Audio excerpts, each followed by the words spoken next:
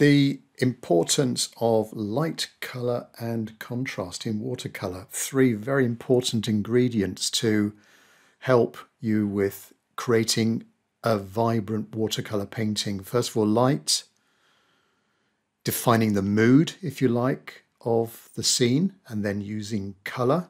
Colour is very important for our emotions. The warm colours can, for example, potentially keep your heart going, increase the heart rate, and contrast can help you bring focus to a painting to more sharply define an important area of the scene. So here we've got light in the scene. This is Port Macquarie, a photograph, a source photograph, kindly shared with me by a Patreon, Sandra. Thanks very much, Sandra, for sharing this photograph. Port Macquarie, I think it's in Queensland on the eastern coast of Australia. Get my geography right. But probably an evening scene. But even though the sun has disappeared, we've got some light in the sky, we've got light in the reflections in the water. So plenty of chance to bring in light there. Colour, look at all the colours that we've got. The yellows in the sky, the reds in the rocks, the blues, the cool blues of the sky areas as well. A little bit of blue in the beach also. And contrast, look at the contrast of that rock against the sky behind. And an opportunity to actually experiment with different watercolour techniques as well in this. I'll be covering laying down a wash. I'll be covering wet in wet, wet into wet, dry brush marks, lots of different techniques, including lifting out as well, using a couple of methods of lifting out where you've gone a little bit too dark and you need to lighten that area. So stick with me, step-by-step demo, Port Macquarie, covering light, colour and contrast in watercolour. First step then, the drawing. I'm using Saunders Waterford cold press paper. This is 300 grams in weight or 140 pounds. And I'm drawing with a 3B pencil, just the main outline shapes of the distant rocks silhouetted against the sky, and then the headland in the distance over on the right. The horizon is just above the center line, and just the outline shape of the waves and the shoreline. And that is pretty much it for the drawing stage. Probably the shortest drawing phase I've done in a long time. No detail, just the basic shapes. Helps me be a little bit more loose when I come to the painting stage. Now let me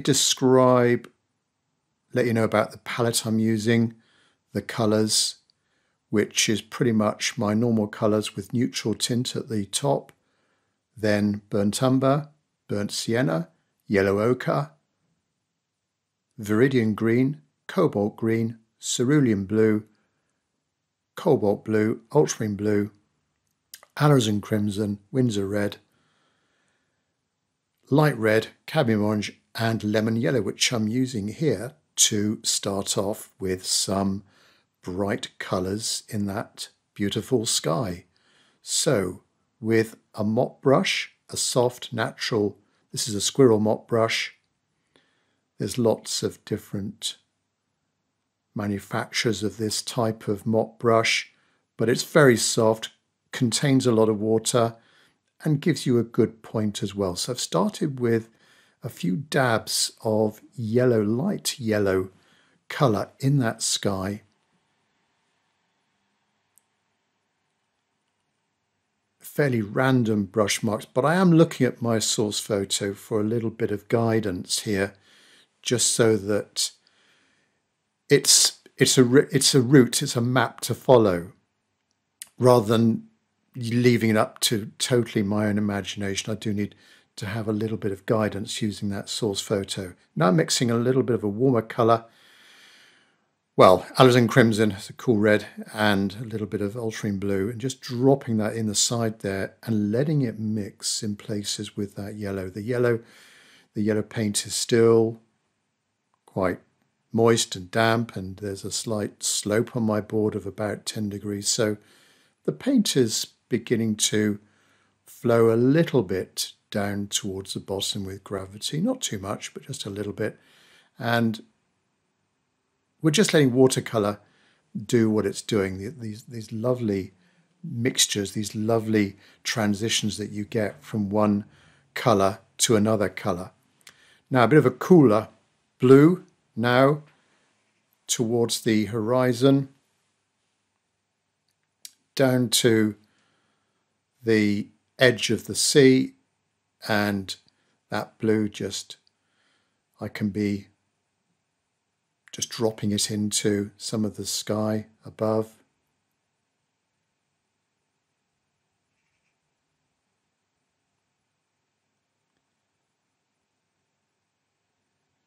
Just in little places here and there, not too much. I don't want to destroy that bright yellow colour totally. And with a bit of luck, it won't turn green, dropping that blue into the yellow.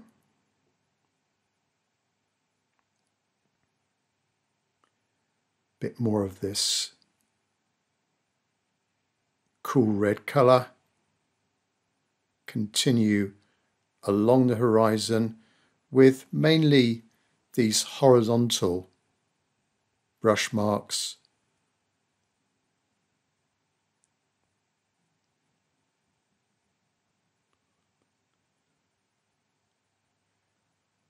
Doesn't matter if I leave little gaps here and there. They could be brighter clouds. We could also make them into seagulls or seabirds in the end if they're little small white marks. Right, back into the middle of the sky with a darker blue. And that's going to blend into the yellow below it. And there'll be a soft edge between the two.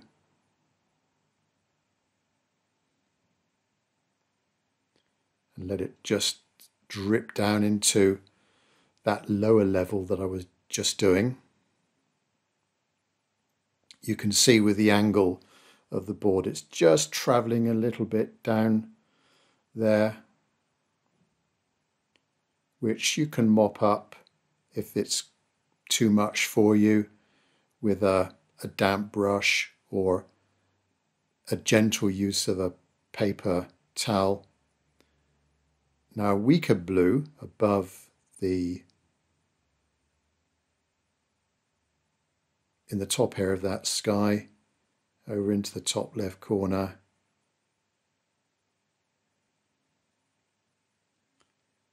And then some minor adjustments with a damp brush.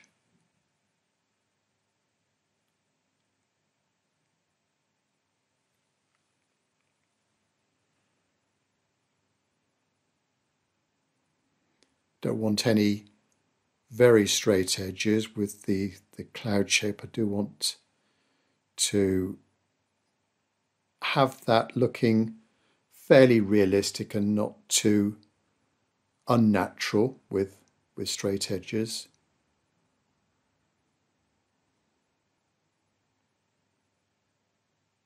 It's important not to overdo the sky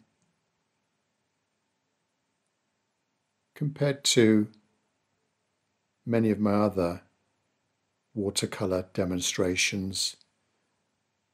I'm spending quite a bit of time on this guy. Now you can see I'm gently lifting off there. There's not much paint on the brush, and very gently I can be lifting off colour where it's a little bit too intense. You see just a little subtle lifting off that colour, softening the edges. And timing is very important. You've got to not leave it too late, otherwise it can be difficult to lift off the colour and If you do it too early, that will have the opposite effect, so you might lift off too much. So it's timing in watercolor is very important.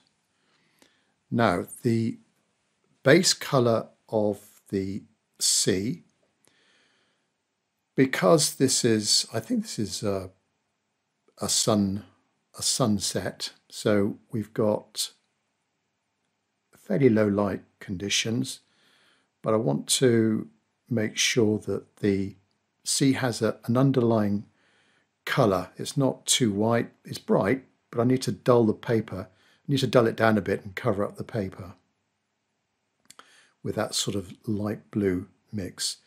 Now for the base colour of the beach and the shoreline. A nice warmer colour compared to the blue I had before, using the same brush. After that yellowy orange colour in the middle, I'm going to now add in a cooler red colour on the left hand side, going up to that yellow. This will be the shoreline, if you like. This is just the base colour still. I will go over this with a darker mix later on. And you have to remember with watercolour, it does dry lighter depending on the quality of paints you're using and the paper. Generally it's going to dry a lot lighter, so you have to overcompensate and maybe go a little bit darker than you think.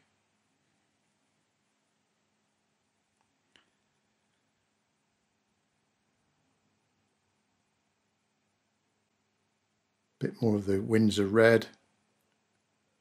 Drop it into the middle of that yellow area. Again, I'm looking at the source photo for a little bit of guidance on this. I could see that there's two brighter areas, left and right, and then in the middle there's a little bit of a gentle red area that's probably coming from a darker cloud above it.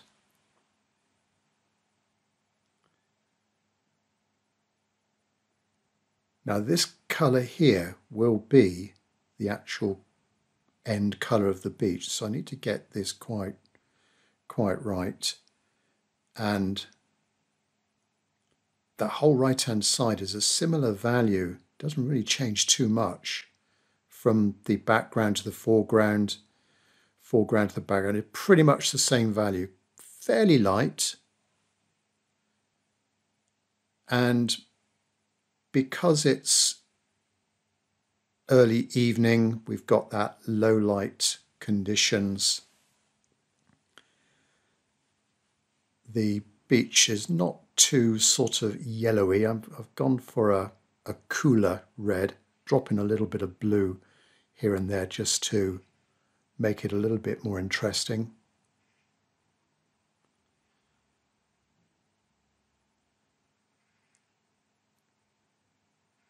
Of course, another trick with watercolour is dropping in colour into a wash just to bring in subtle variations of tone and colour.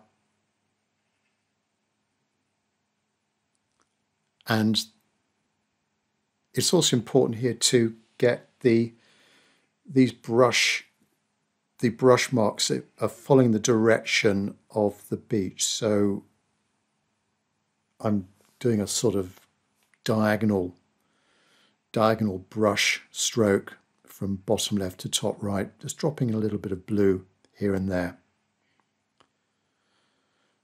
So that's referred to wet into wet, or wet in wet, or wet on wet. It goes under different descriptions. And then just let it dry naturally We can speed up the process with a hairdryer, but just let those colours, because there's a slope on the board, we're just letting those colours seep in and travel a little bit. What I also want to try and do is get in a slightly lighter edge to where the dry part of the beach meets the wetter shoreline. There's a little bit of a lighter edge, so I'm using a smaller brush, a damp small brush, just to lift out that transition from the right hand drier side to the left hand wetter side.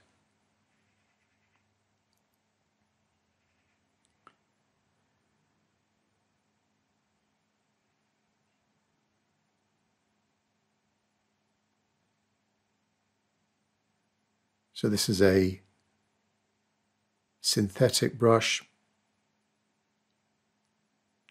and it's a little bit damp, so it can still lift off a little bit of the colour.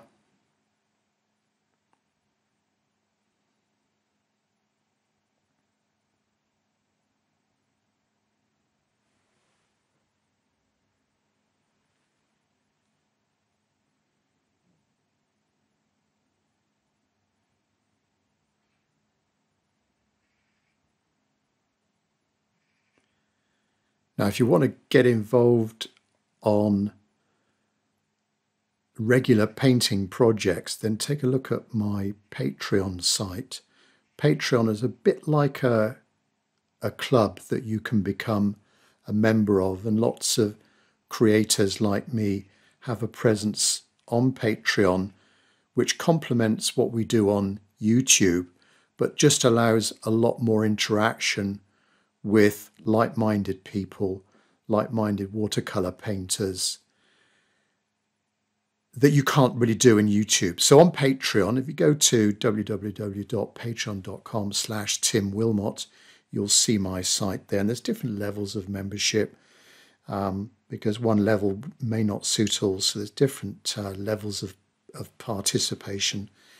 And the main theme is that I do set regular painting projects like this up there for people to get involved with, have a go, watch this video first of all, see how I do it, and then in their own style. We have on the club, we've got painters of all different skill levels, from beginners to some quite advanced, and we all paint in our own style, or you can follow the way I do things. And then you submit the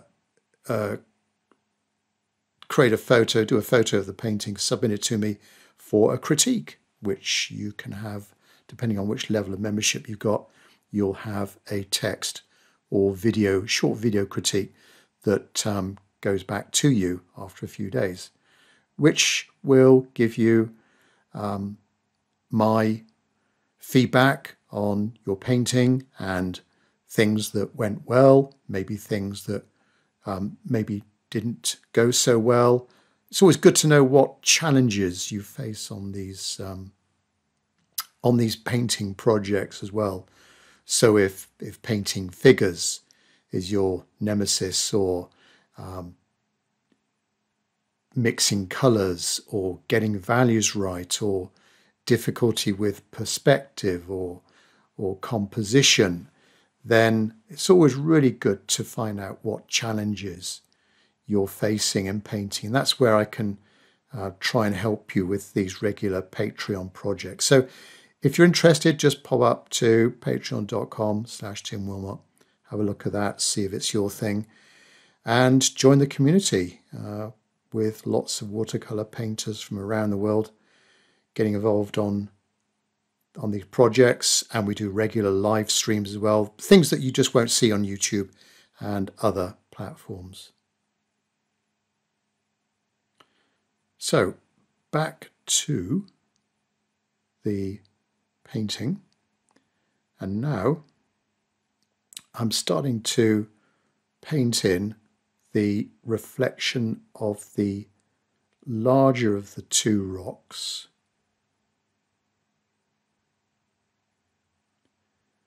I do want a bit of a soft edge to the shape of this reflection, so that's why I'm painting while the paper is still damp, and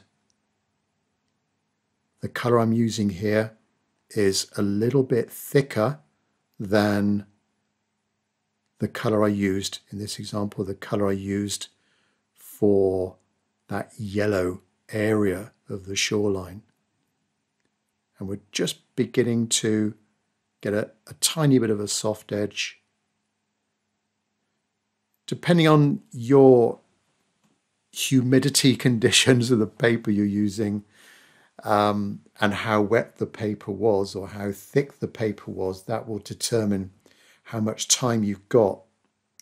Going back to what I said earlier, timing is important in watercolour, and we don't want things drying too quickly, so cotton-based paper like this will take a longer time to dry, whereas wood pulp, maybe lower cost paper, shall I say, could dry a good bit quicker. So, for example, Saunders Waterford will take a longer time to dry than Bockingford. But it just depends on what your style of painting. Maybe you do want the paint to dry quickly. In this example, though, I do want that soft edge of this reflection, and particularly a soft ending to the reflection as well, where it hits that lighter edge that I lifted off earlier. And now the smaller rock reflection.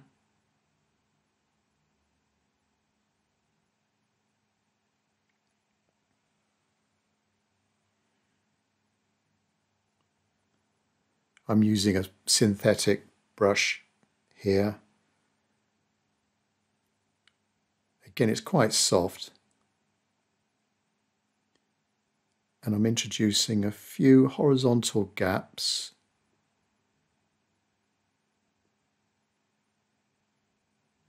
I'm looking at the source photo for a little bit of guidance on the reflection shape of this second rock.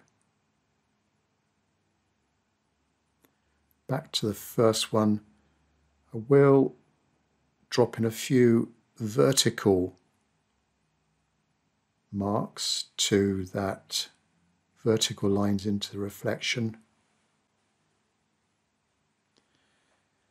And also it does need to be a bit darker on the left hand side. The light's coming from the right.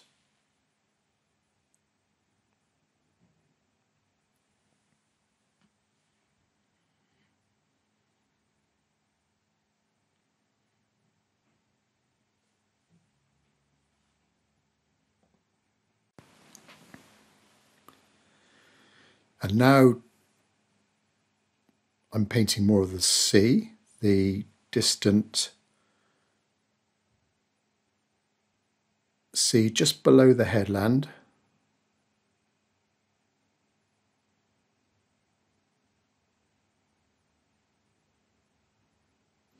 I lift off with my fingertips if it's just a little bit too dark. You don't have to use your fingertips, you can use a bit of paper or a damp brush.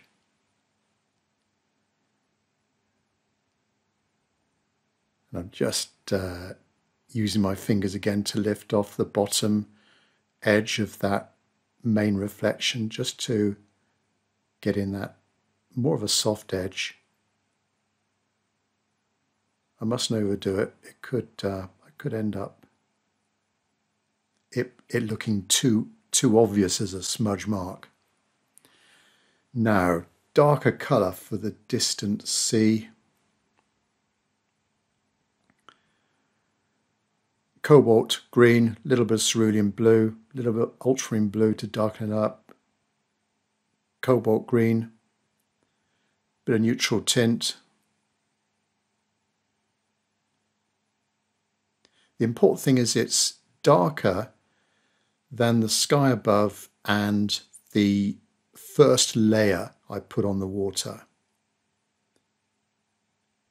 So starting from the horizon and then coming down to the crest of the first waves that are coming in towards the rocks. I can leave little bits of white here and there, it doesn't matter. They could be distant waves. I don't need to be too precise with that horizon. It doesn't need to be a perfect straight line.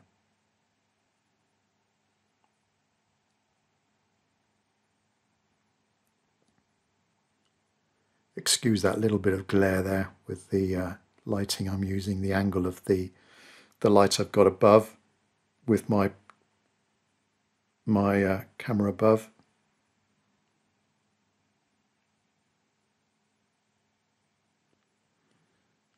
I've lined it up just a little bit coming towards us,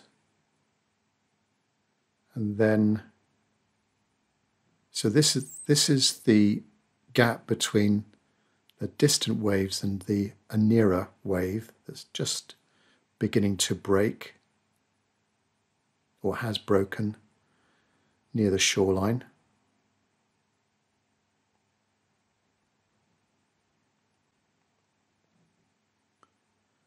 Plenty of cobalt green for this.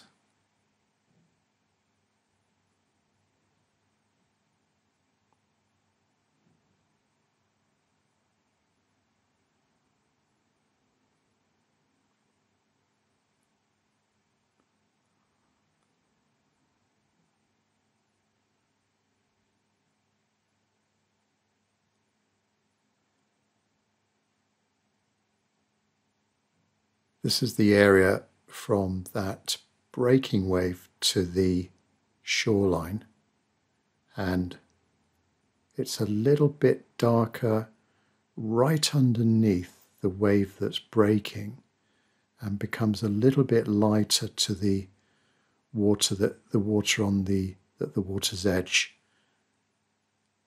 and then take it up to the right, mixing in with those reflections.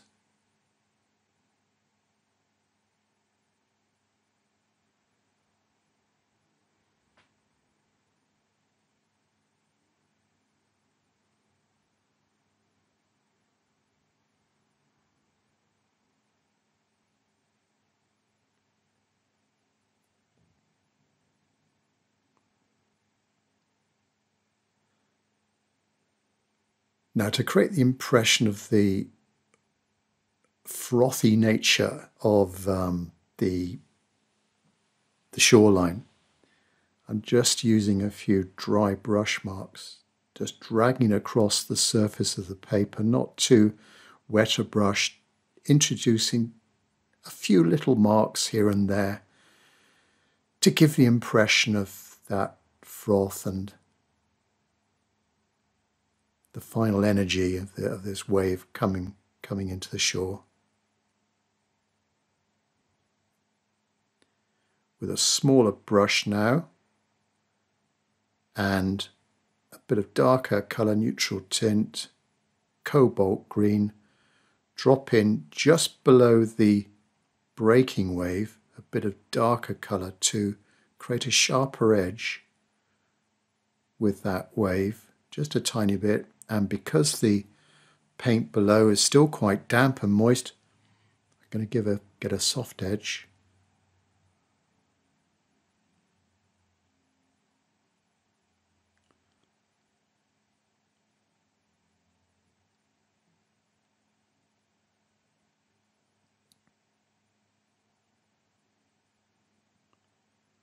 This is a smaller synthetic brush. This is I think the manufacturer is Jack's, a number 5 brush, fairly small.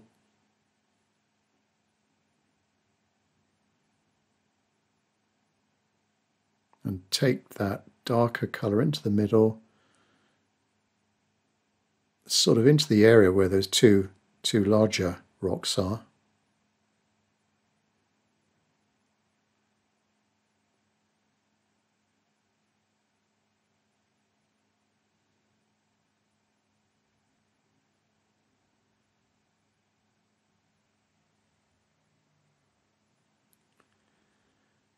I'm using a hairdryer just to speed up the drying process of the beach here, the damp air of the beach, just along the shoreline. So I need this to be quite dry to get in some harder edges. You saw me just lightly touch the paper with my fingertips. I could just sense it was a bit too damp, so I used a hairdryer there just to speed up the process. And that beach area does need to be dry before I go in with the darker reds. Now back with my medium-sized mop brush, bit of light red, burnt sienna, light red, cerulean blue, starting from the shoreline,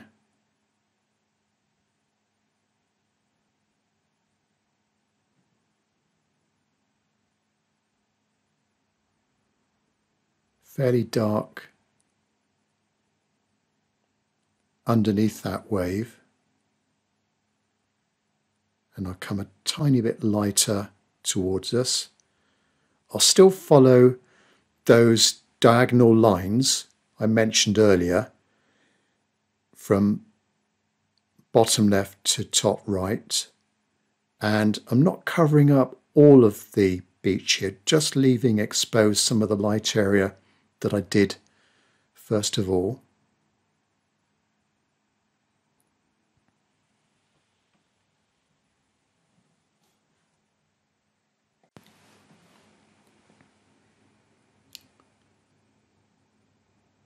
Tiny bit of a cooler colour.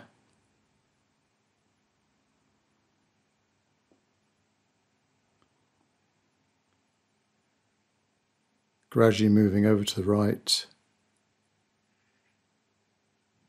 I've added a bit more water to my brush to get a lighter colour now as I'm moving further over.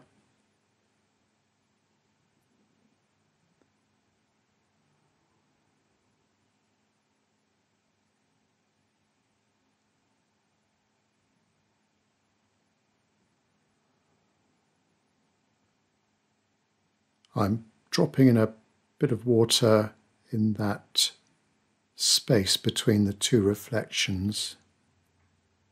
I'll drop in some more colour in there from a larger, or a large rock between the two main rock formations. But there's a little bit of a darker area there that I sensed on the photo. Now back to the underneath of the wave and dropping in some darker, thicker colour just to create the form of that wave and a bit of shadow underneath it.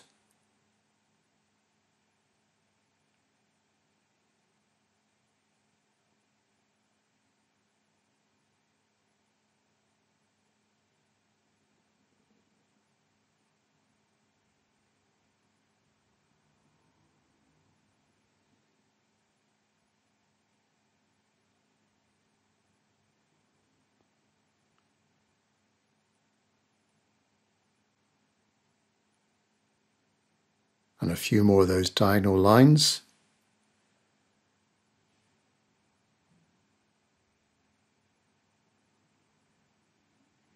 Very gentle lines, just a few soft touches with the brush.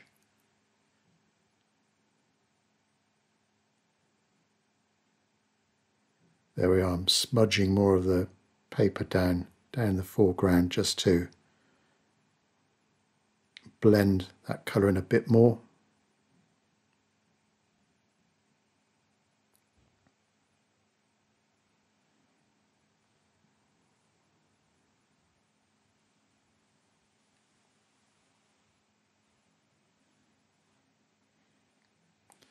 I need to do the distant headland now, which is quite a dark value in the source photo, but I don't want to make it too dark.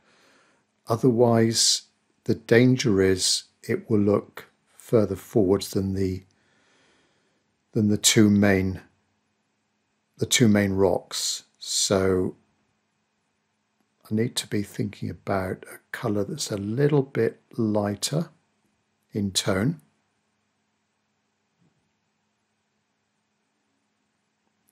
Than the two main rocks.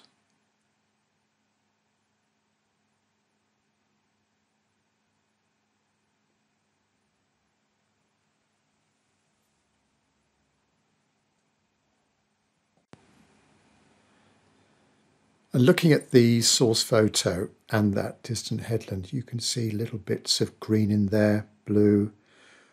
What I also want to do is get a bit of a feeling of some mist over there. The sea is coming in, it's fairly turbulent, and just a little bit of a mist there along the level of the sea, just to create a soft edge to the bottom, or a softer edge to the bottom of that headland. So with the mop brush, starting from the top of the headland, again thinking that it will dry a little bit lighter than I've got here. Try and create the impression of a few trees popping up above, on top of the headland, silhouetted against the sky. And now come a bit weaker towards the base, where I want to create a softish edge.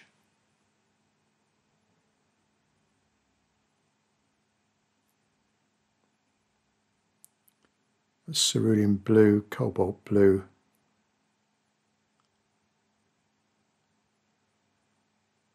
Bit of sea there, but that will be on the right hand side of the main rock.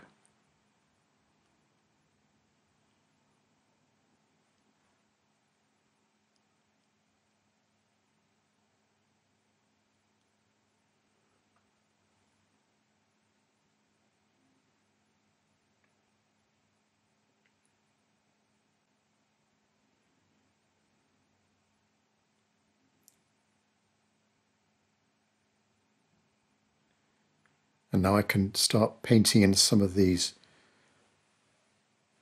rocks that are actually on the beach on the right hand side, just a few distant ones there. I think they're pretty much in the same line as the two main rocks.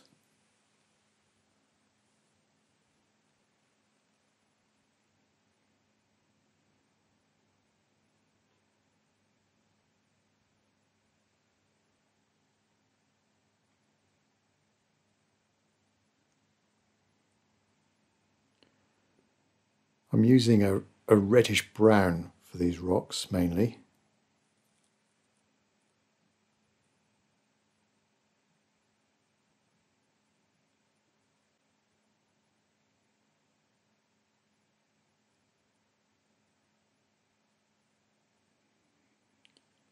A couple of darker ones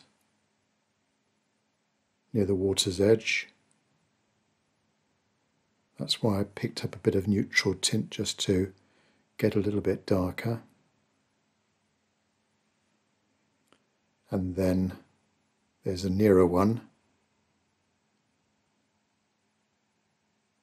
Not too prominent, just a fairly flat rock sunk into the beach, sunk into the sand on that right hand side.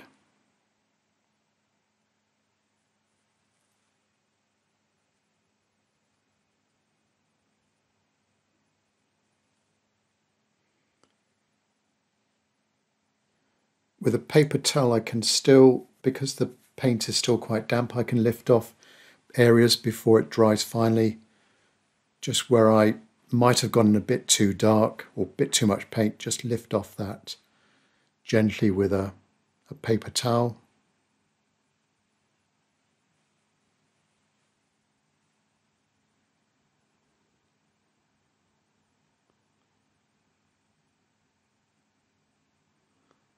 And there at the base of the headland, lift off a little bit of paint there to give the impression of that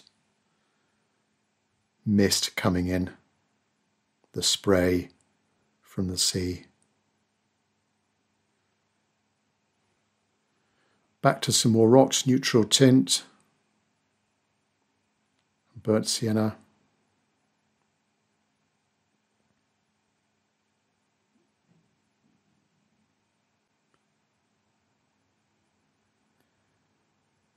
Starting from the left-hand side, which makes logical sense as I'm right-handed. And the benefit, the good thing about these rocks is that they are being darker. They're creating a contrast with the lightness of the waves.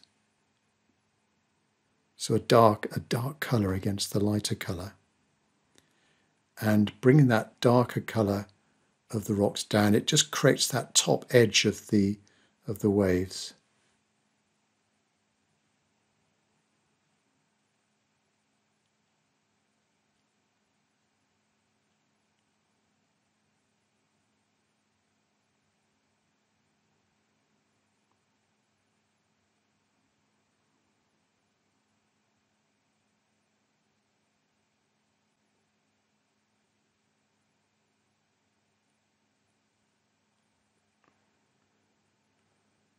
So the bottom edge of these rocks are definitely not straight. There's a few little curves in them, a few little round bits. It's not completely straight because we're creating the form of those waves as we're going across. Up to, so the smaller of the two large rocks,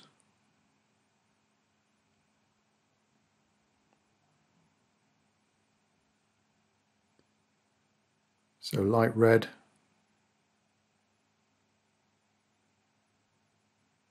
I can just about see the pencil line of these two main rocks.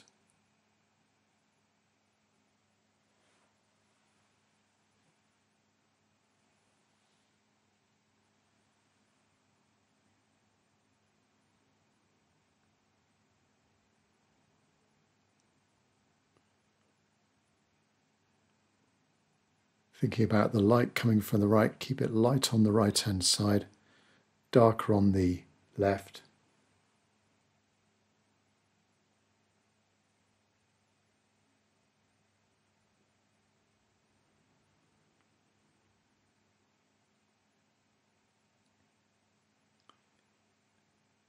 And a few rocks joining these two large ones together.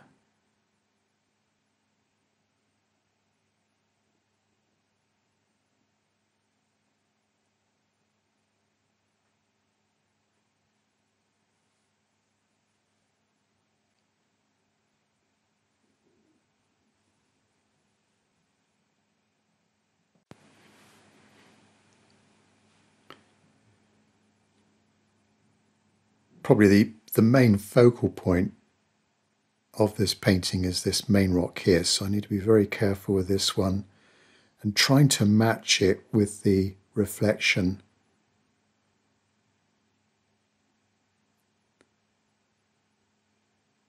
I'm sure some artists might do the actual rock first of all, then the reflection second. I've actually done it the other way around because I wanted that soft edge in the reflections. That's why I did it that way around. But there's nothing stopping you actually painting in the rocks and then wetting the paper, wetting the, if you've gone in with a beach colour, just wetting that when it's a little bit dry and making sure you've got a fairly damp surface to get that soft edge. So you could do it that way around. Dark on the left-hand side of this main rock, down to the base.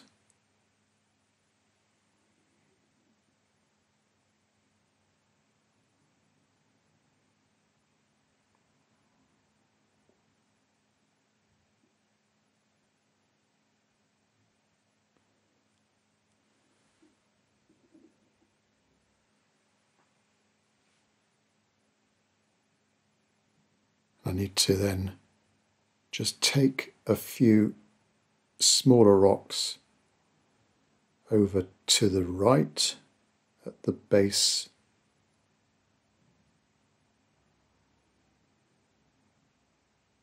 of that main rock, and with my brush on the side I've got a nice edge to it, just a few little dabs of the paint to create the impression of some smaller rocks.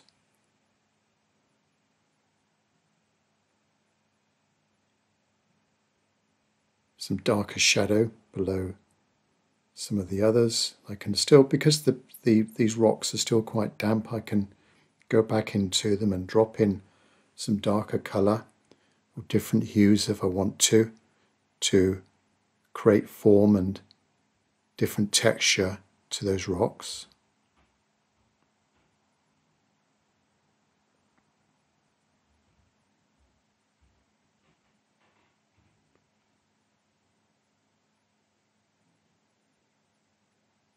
A few faint lines just where the calmer water area between the two waves. Going back to my smaller synthetic brush again.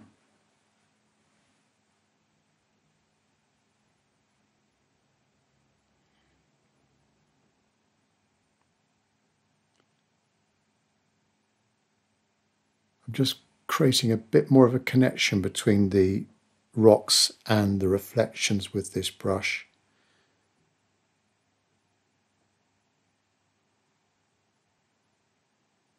That's the reflection of that middle smaller rock between the two big ones.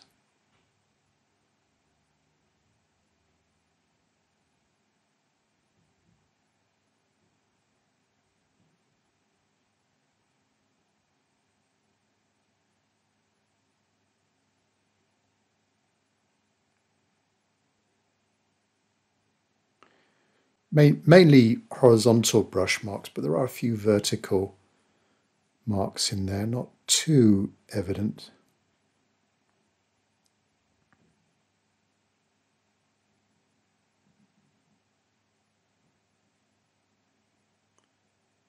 I'm going to lift off a little bit of paint from the top.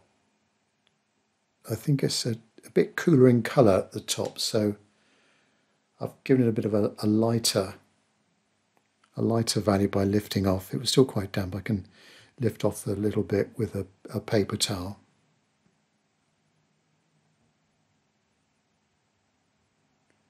Very light touch the brush now for some marks along the beach.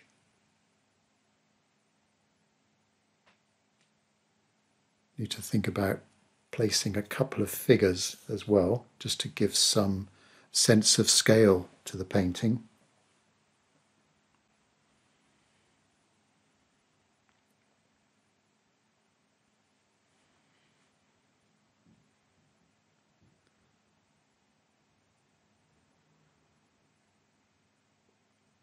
I'm adding a few more little dots and brush marks on the beach. There isn't the beach. In the photograph, the beach is actually quite smooth, but I just think it needs, because that's such a large area, there just needs something added to it to add a bit of interest.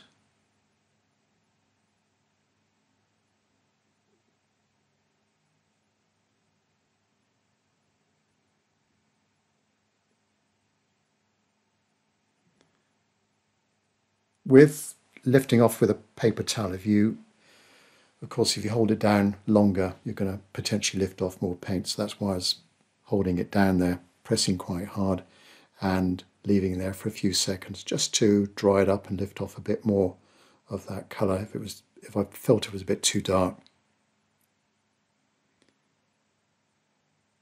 And with a small brush, just a bit more shadow on the left-hand side, mainly with neutral tint.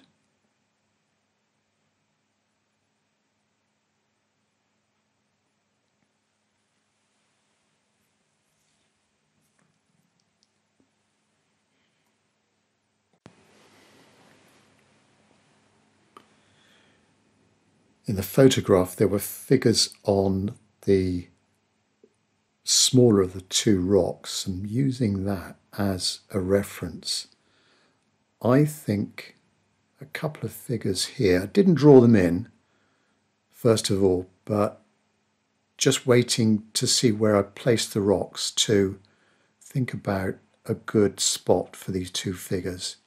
So not too dark, and with a smaller brush getting in the bodies of these two figures. Very faint marks for legs because they are in the distance. I don't want those legs to be too thick. Slightly lighter on the right hand side.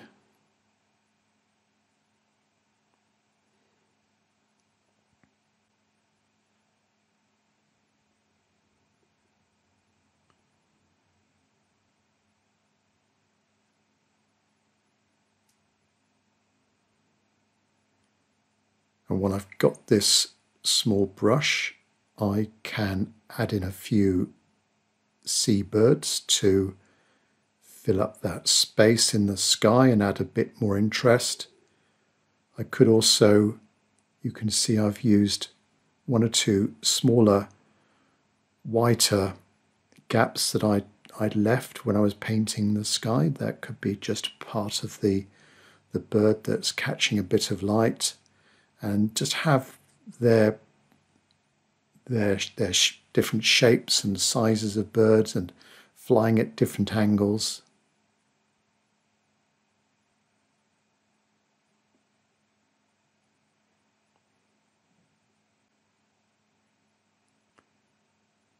I just need a few more darker horizontal lines for the reflection of the larger rock.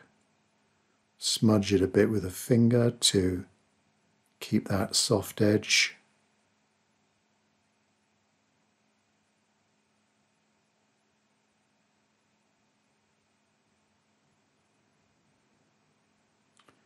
A few little dots again.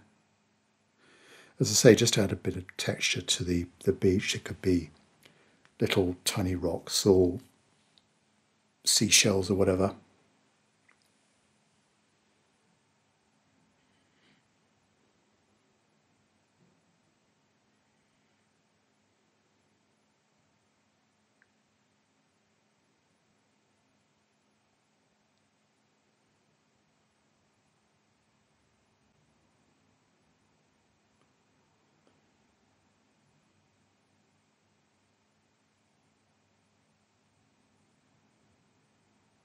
Just adding a few more marks to the water to define some of those waves a bit more.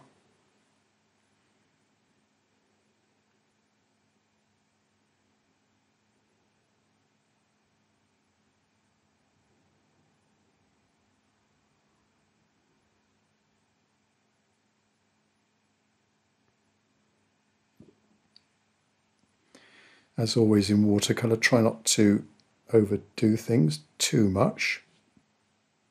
A bit more of a darker shadow underneath those two smaller ones there in the middle, and then this one here.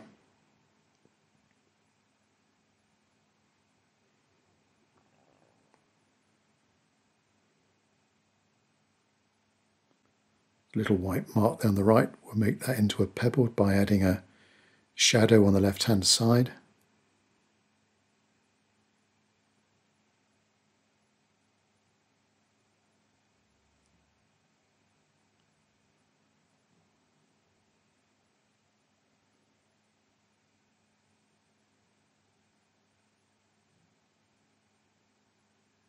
And also what I'm trying to do here is connect some of these smaller rocks together just so they're not too isolated, and introducing a few little marks here and there to add in a bit more interest.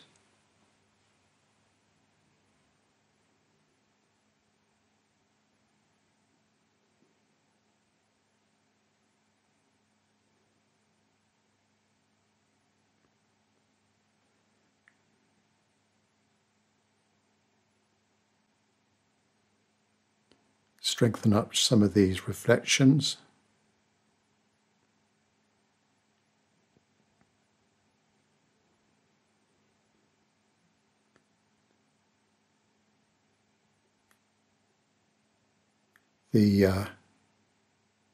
because these two rocks are quite dark, I need to make sure the reflections are not as dark as the rocks.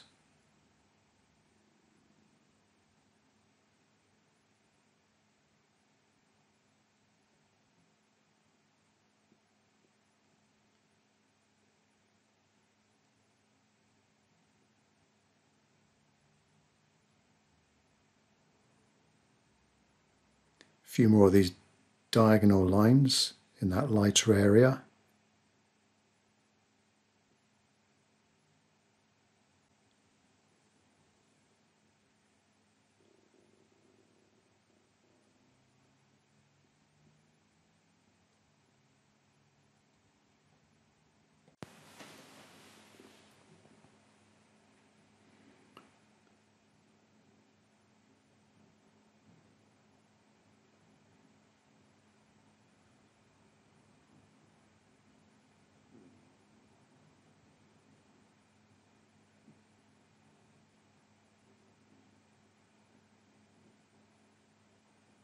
Of course, an important part of the painting is knowing when to stop.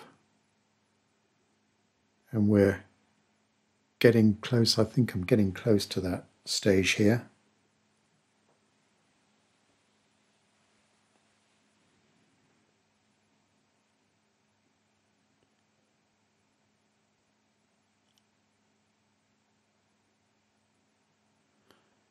I like to use a little bit of white paint to create some extra highlights, and this could be useful here in this subject, just to get a little bit of light to the tops of those two figures, because there's a darker headland behind them, and then a few dry brush marks across the shoreline, just to give a bit more of some reflections or light to that wet area. There we are, just a few here. Very light touch with that small brush, and I'll just use the white paint, just a few places here and there, not too much. Don't need to overdo it with the white paint. Maybe a few little dots of white, could be bits of froth coming up from a breaking wave.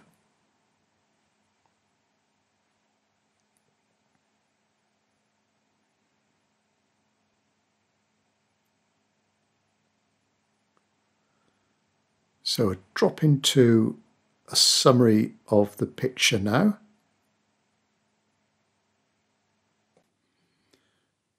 Port Macquarie then in Australia, talking about light, colour and contrast, the magic of light, colour and contrast that you can achieve with watercolour.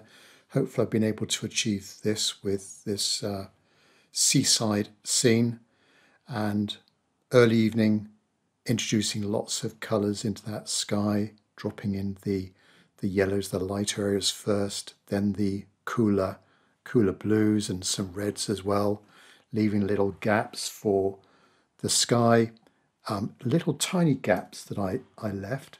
I could make into seabirds. I could pick up one there, could have made that into a seabird, this into a seabird. You see with the light coming from the right hand side, just to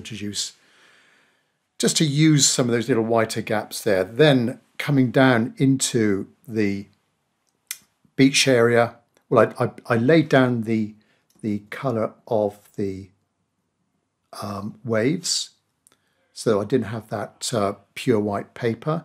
Then I went through the beach area with the underlying colour, that yellow and the reds around it. Then I lifted off a tiny edge around here, which you can sort of see. I could have done a little bit better with that, but a little bit of a lighter edge around the gap between the drier sand on the right and the wetter shoreline to the left. And then it was defining the waves with that darker colour using a bit of cobalt green. Nice, that's a nice green, that, for this sort of turquoise colour of the sea. Then the distant headland, trying to make sure that headland there is not as dark and doesn't have many sort of hard edges as the two larger rocks to the left. And then I wanted to have a bit of a soft edge at the bottom, which I've sort of been able to achieve, a bit of a soft transition, lighter at the bottom there for the base of that headland.